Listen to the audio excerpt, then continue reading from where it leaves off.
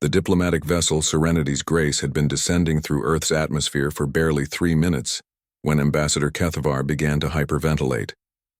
The Zilithian's 3 hearts hammered against his crystalline ribcage as he watched the atmospheric readings spike into what his species classified as unsurvivable death zones.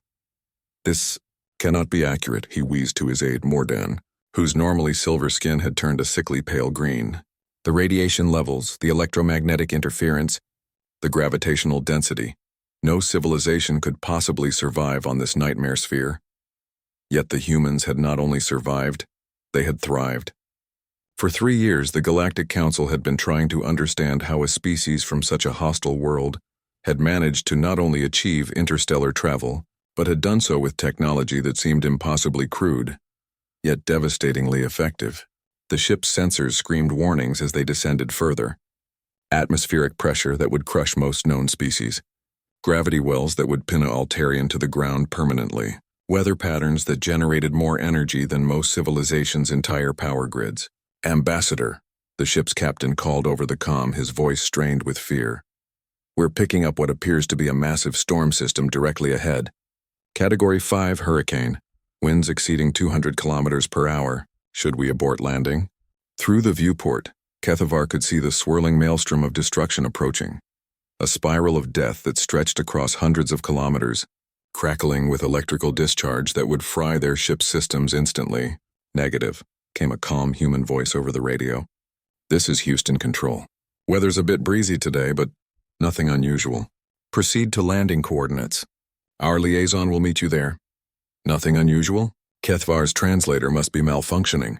This storm could devastate entire star systems, and the humans called it breezy. As they descended through the hurricane's outer bands, the ship was battered by winds that would have torn apart most vessels.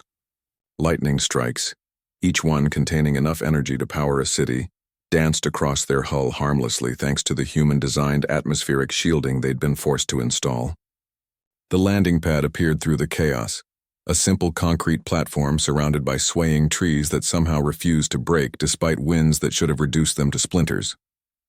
Standing at the edge of the platform, completely exposed to the storm, was their human liaison. But it wasn't what Kethavar had expected. It was a child, a human youngling, no more than 12 standard years old by their biological markers, stood in the midst of the hurricane wearing nothing but what appeared to be recreational clothing, shorts, a bright yellow shirt, and strange foot coverings the humans called sneakers. The child's hair whipped around their face as rain that fell with the force of projectile weapons soaked them completely. And the child was smiling, not just smiling, laughing. The young human threw their arms wide to embrace the storm, spinning in circles as lightning crashed around them, as winds that could lift aircraft threw debris past their head, as rain fell so hard it would bruise most species. "Welcome to Earth," the child called cheerfully as the diplomatic team descended the ramp, their environmental suits groaning under the atmospheric pressure. "I'm Emma. Sorry about the weather. Mom says it'll clear up by dinner time." Kethavar's legs nearly gave out. This creature, this child, was treating a planetary-scale disaster like a mild inconvenience. She was playing in it. "Young human," he managed through his suit's speakers. "Should you not seek shelter?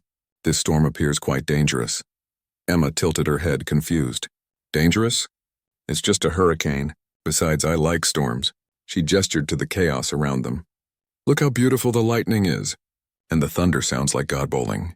As if summoned by her words, a bolt of lightning struck the ground not 50 meters away. The thunderclap so powerful it rattled their bones. Emma clapped her hands in delight. Mordan fainted.